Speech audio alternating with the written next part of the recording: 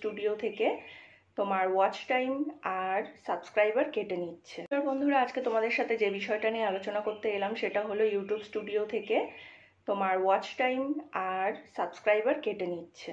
তো এটা কেটে নিচ্ছে কি করে? তো এটা সম্পূর্ণই ভুল। ইউটিউব কোনো ওয়াচ টাইম আর সাবস্ক্রাইবার তোমার থেকে কেটে নিচ্ছে না, এটা তোমাদের ভুল ধারণা।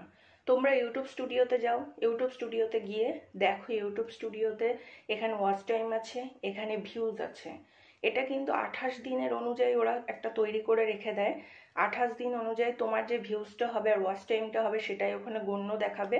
কিন্তু তোমরা যদি চাও যে পুরো লাইফ টাইমের বা কত ঘন্টা তোমার টোটালি হচ্ছে পুরোটা দেখার জন্য 6 মাসের যদি দেখো বা 8 মাসের যদি দেখতে চাও, তাহলে তোমরা সেটা ইউটিউব স্টুডিওতে যাবা। ইউটিউব স্টুডিওতে গিয়ে তখন তোমরা সেটা দেখতে পারবা। ওটা অ্যানালাইটিসে গিয়ে যখন দেখবা, অ্যানালাইটিসের ওখানে গিয়ে ওয়াচ টাইমে যাবো। ওয়াচ টাইমে গিয়ে তখন কিন্তু তোমরা লাইফ টাইমের পুরো তোমাদের যেটা এতদিন পর্যন্ত যেটা তোমাদের ওয়াচ টাইম উঠেছে সেটা দেখতে পাবা।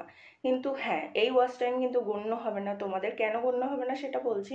তোমাদের ওয়াচ টাইম তোমরা দেখতে পারবে ইউটিউবে গিয়ে, যখন তোমরা আর্নে চলে যাবে, আর্নে গিয়ে কিন্তু তোমরা ওটা দেখতে পাবে যে তোমাদের ওখানে ভিডিও তোমাদের যে ওয়াচ টাইমটা আছে ওটা দেয়া। প্রথমেই দেখবে 3 মিলিয়ন শর্টের জন্য আর 3000 ঘন্টা তোমাদের তুলতে হবে ওয়াচ টাইমে, যেটা লং ভিডিওতে।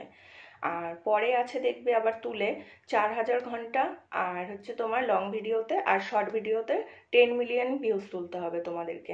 তো ফুল মনিটাইজেশন পাওয়ার জন্য কিন্তু তোমাদের 4000 ঘন্টা পূরণ করতে হবে আর 10 মিলিয়ন শর্টের জন্য পূরণ করতে হবে।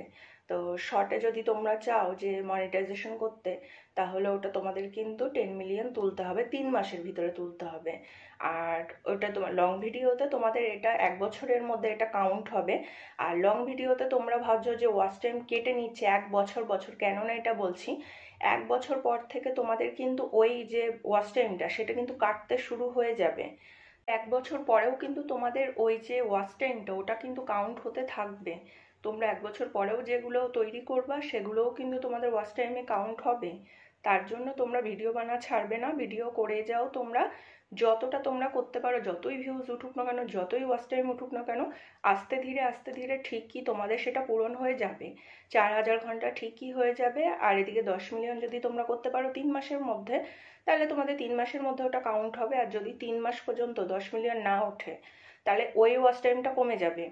কমে গিয়ে আবার তোমার চালু হবে 3 মাস পর থেকে, সেটা মাথায় রাখবে। আর হ্যাঁ, ইউটিউব কোনো রকম এটা তোমাদের কাটছে না, এটা তোমাদের একটা ক্রাইটেরিয়ার ভিতর পড়ে। ওদের একটা ধরা রয়েছে, 1 বছর ওয়াচ টাইমেরটা ধরা, 3 মাসের জন্য ওইটা শর্টেরটা ধরা।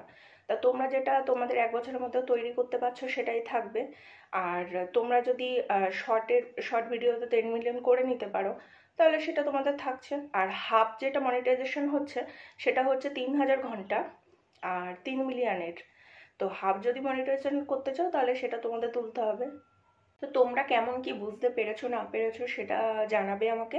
যদি না বুঝতে পারো তাহলে এই বিষয় নিয়ে আমি আবার একটা ভিডিও বানাবো তোমাদের সাথে।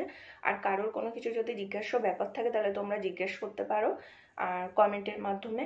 আর আমার ভিডিওটা যদি ভালো লাগে তাহলে লাইক শেয়ার আর সাবস্ক্রাইবার করে আমার সাথে থেকো, পাশে থেকো। এখানেই তাহলে আজকের মতো বাই বাই।